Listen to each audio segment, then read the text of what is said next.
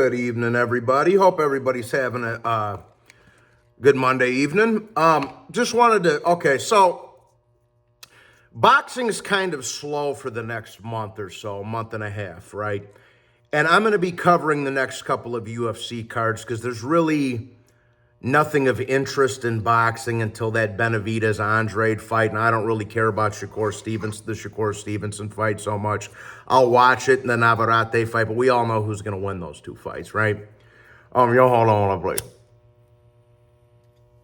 So there's nothing really of interest to me, per se, for another month and change. So, and you guys know when boxing's slow, I talk about UFC a bit from time to time. It's hard covering both sports, finding the time to cover both sports at a time, even though I do know both sports very well. You know, boxing is always going to be my bread and butter, but you guys know I'm a big UFC fan as well. Like I say, the striking, when you go to the wrestling, that's when you lose me. But I am very in-depth with UFC as well, okay? But anyways, big fight coming up this week. So we are going to be covering the next couple of big UFC cards, all right?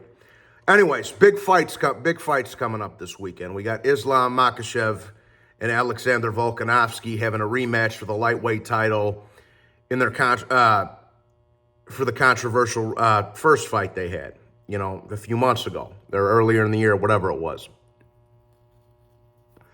So before I wanted to record this, I wanted to go back and watch the first fight and really get a good scope and understanding of what I felt both guys needed to do better, right? Going into this rematch. So Islam did take Volkanovski down a few times in that first fight, but he wasn't really able to do much with it. He controlled him on the ground for some time, mauled him a bit, but he really wasn't able to capitalize on his, world-renowned ground game that him and Khabib both have.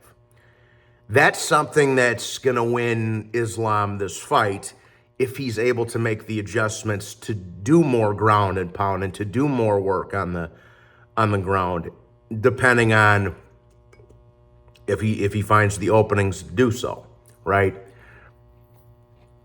Volkanovski, and again, I don't have a dog in the race in this fight. I'm a big fan of Volkanovski. I love the guy. I think he's the best fighter in the world. Pound for pound, I think Islam's great as well. I was a big Khabib fan. So I like them both. I just want to see a good fight. I'm not one of these dudes that's going to dick ride for one side or the other. I just want to see a good fight. Fan of both of them. But Volkanovski, now Charles Oliveira pulled out of the rematch. Volkanovski stepped in on short notice, less than 2 weeks' notice, and they should have to wheelbarrow Volkanovski over to Abu Dhabi this weekend because of the size of this man's balls, okay? Volkanovski has a huge pair of balls for taking this fight on short notice. But after rewatching the first fight, because I was a little inebriated, I think I was at a buddy's house when I watched the first one, I remember saying Volkanovski got robbed, okay, in the first fight. And after I rewatched it, it was a lot closer than I remember. It was closer than I remember. I still think Volk just nicked it, but I didn't think a draw was out of the question. It was just one of those very, very competitive close fights.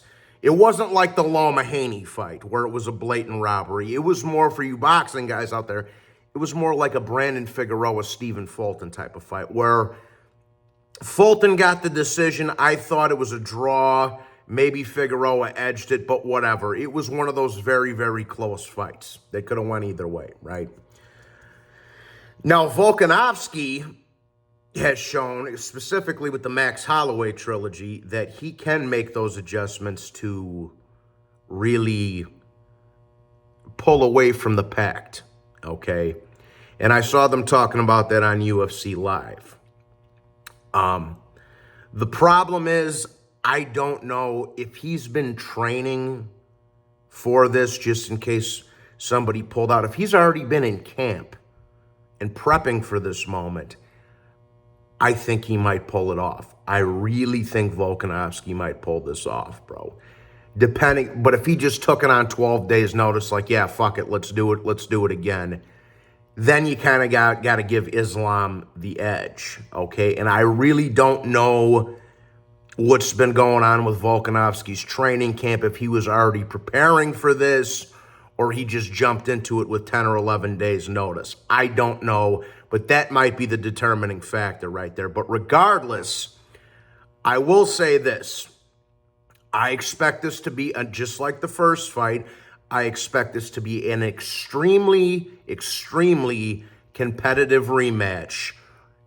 I do think it's going to go the distance, and I think it's going to end in another really close split decision, majority decision type of fight. Who I'm favoring, it's a coin toss. I looked at the odds before I started this video, and Volkanovski's like plus 275, plus 280. They're tripping with the odds, bro. They're tripping on the odds, man. I think, if anything, this is... You got to give Islam, make him a little bit of a favorite, just for the fact that Volk took the fight on fucking 10 or 11 days notice or whatever it is. But those odds are wide, man. If I had gambling money, which I'm short of cash right now, but I would put 40 or 50 bucks on Volkanovski just for the fuck of it, okay? But this is about as close to an even fight as you're going to get. All you need to do is go watch the first fight and see how competitive that one was, you know. So with regards to it, man, I think it's a coin flip of a fight, bro. It's really hard. And like I say, I don't have a dog in the race here. I'm a big fan of both of these guys. I love Khabib. I love fucking Islam. I loved Khabib's dad. I love that whole camp. And I'm also a massive Volk fan. So, and again, I thought Volk edged the first fight out. It was close, but I thought Volk probably should have got the nod, right? And I hate to do it. I think Islam's going to win this fight, guys. The thing, after rewatching the first fight, the thing I took away from it that I didn't notice in the first time I watched it is that Islam did a lot better on the stand-up than I remember him doing. He was catching Volkanovski with some good shit on the feet, some good strikes, okay? Volkanovski still outstruck him, and that probably should have got him the decision, but Islam did a lot better on the feet than I remember, okay? And Islam, I saw him say, look, that's cool. I commend you for, Islam said on the Twitter or whatever the fuck it was, I commend you for taking this fight on such short notice, but in the same breath, I don't want to hear any fucking excuses when I beat you on Saturday, which I thought was a fair take, right? But you got to tip your head, in the same breath, you got to tip your hat to Volkanovski for taking this fight, this very difficult fight on short notice against a dangerous reigning lightweight champion that dethroned Charles Oliveira, right? So hats off to both. I just want to see a good fight. But I'm going to say that Islam wins a very, I think Islam's going to do a little bit better on the ground this time, okay? And I think he's going to win, and I think he might make it a little bit more of a boring fight, but I think he's just going to do enough to win another very, very close split majority type of decision. That's my 2 cents, and again, not to repeat myself, I don't have a dog in the race. I love both of these guys, no homo. I'm a fan of both. I just want to see a good fight. Now, Johnny's chain smoking like a motherfucker, but on to the co-main. Now, this is my main event of the evening because I've always been a massive Boris Chimaev fan, okay? Chimaev is a little bit like me. He's a little bit of a fucking psychopath, which I appreciate in a fighter. He's not a big shit talker, but he's a psycho, and he's there to kill, you know. He's there to kill or be killed. Now, this is just as an interesting as fight as the fucking main event is, and I'm going to tell you why. I see a lot of people that I talk to going and saying that Chimaev's going to blow him out of the water. That's not going to happen. That is not going to happen. I wish this fight was 5 rounds. It's a 3-round fight. That might favor Chimaev a little bit, okay? Here's the problem. Chimaev has been so fucking he went from being the most active fighter on the UFC roster to being super inactive after that whole Nate Diaz debacle, and he choked out Kevin Holland. He hasn't fought in a little bit over a year. Whereas Usman, he's getting a little older, but you got to remember, man, and I say this all the time, bro. Say what you want about Kamaru Usman. I've always respected Kamaru Usman, bro. I'm not a fucking Colby Covington fan. I don't care about his politics. I just think he's a punk, okay? Usman has balls, bro, and the guy truly is a great fighter. He was a long reigning champion. He's the second longest reigning champion in welterweight champion in UFC history after GSP. He is the second most title defenses tied with Matt Hughes, okay? GSP has the most. I think he has 8 or 9, and Usman and Matt Hughes have 5 title defenses. They're tied for second place for title defenses. Usman was a great champion, guys. He really was, and he fought everybody. He fought a trilogy with Leon. He fought Masvidal twice, knocked him out once. Fought that piece of shit Colby Covington twice, broke his jaw and stopped him once. Had great fights with all these guys. Gilbert Burns. Fought a trilogy with Leon, and now he's fighting Boris Chimaev on short notice. So big respect to Kamaru Usman for you know. Now, on the flip side of that coin, and that's what I'm talking about, Usman's got so much more experience at that elite fucking level than Chimaev does. He does. Chimaev's going to be bigger. Usman actually has an inch of reach on Chimaev, if you guys didn't know that. But Chimaev's going to be taller. He's probably going to be the harder puncher of the two. But their ground game is going to get interesting because Kamaru is very difficult to take down. And Chimaev is a fucking freak of nature on the ground that can choke dudes out within seconds. So that's going to be, it's a very tough fight to call. And again, with the odds, Usman's like plus 285 or plus 295. They're tripping on those odds, bro. They're tripping on those odds. If Chimaev can't take Usman down, which is very possible, and Usman turns this into a stand-up fight, he might have some good success. Usman's jab is going to cause Chimaev a lot of problems on the feet, okay? I remember when Usman was first coming up and he was fighting Woodley and he fought Leon the first time and he was more of a wrestler. Then he got with Trevor Whitman and they fine-tuned his boxing and his striking abilities more. That's going to cause Chimaev some issues, bro, if he can't ragdoll Usman on the ground, which he might not be able to. This is a 50-50 fight, guys. It really is. That being said, Usman is a little bit older. He's been in a lot of tough fights, 2 tough fights with Colby.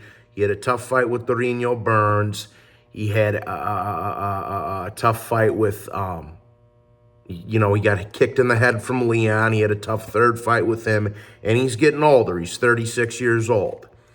That age and all those wars might catch up to Usman, okay? But, again, you'd be a damn fool to write Usman off after all those guys he's fought, after all that experience he has, after all the way that he's made himself a better fighter over the years. So mad respect to Kamaru Usman for this fight. I'm going to go with Chimaev, guys. But I'm telling you, it might not hurt a little bit to throw a little cash on Usman, bro. Because the thing with Chimaev is he's kind of like David Benavidez for you boxing guys out there. You take that one Dorino Burns win away from Chimaev, and his resume is non-existent. And even that fight was a struggle, right? He had a hard time with Dorino Burns. It was real back and forth. It was a fight of the year, right? You take that one fight away, there's nothing on Chimaev's resume, whereas Usman's got all these guys I just listed. So it's really a fight of what does Usman have left? And how is the inactivity going to affect Chimaev? It's another fight that I view as a real 50-50 fight. I'm going to go with Chimaev. And I think this is another fight that's going to go the distance. I think I'm going to say Chimaev's going to win a close competitive fight. I think it's going to be a lot like the Burns fight, where both guys are going to have their moments, both guys are going to get cracked, and it's really going to be a hell of a fight. Ground game, stand-up game, all of that shit. So for my official predictions, I'm going to take Islam on a split decision, and I'm going to take Chimaev on a majority decision. And both of them guys are going to have their work cut out for them and really have to chew through some adversity. And again, not to repeat myself again, I'm an Usman fan. I'm a Chimaev fan. I'm a Volkanovski fan, and I'm an Islam fan. There's nobody that I dislike of those four guys. I just want to see good fights. The one I really want to see win is Boris Chimaev, just because he's been getting ducked a lot, and he kind of reminds me of me. He's a little nutty upstairs, and he's down to fight whoever, whenever, wherever. So that's my 2 cents on this big UFC card we got coming up on Saturday. I'm very much looking forward to it. I hope you guys enjoyed the video. Please like and subscribe. Please, and if you're new to the channel, feel free to join the channel membership. If you feel like donating, the Cash App will be below. And I'd love to hear you guys' predictions down below. So let me know what they are, man. God bless, and everybody have a wonderful evening. Take care.